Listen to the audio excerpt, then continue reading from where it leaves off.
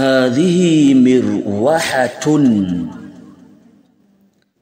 This is a fan.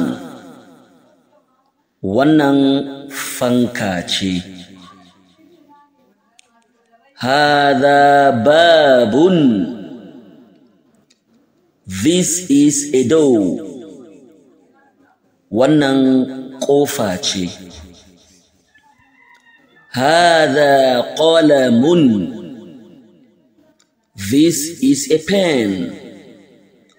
Wannan alƙalami ne. So kamar yadda aka saba yi ƙoƙari a haddace wa'annan kalmomin, larabcinsu da turancinsu da kuma ainihin wato hausar. Mu haɗu da ku a darasi na gaba. Mai gabatarwa Muhammad Idris Kumbash. Masu sha'awar shiga makarantarmu ta ainihin online, so ku tuntube mu ta wannan lamba. Mun gode.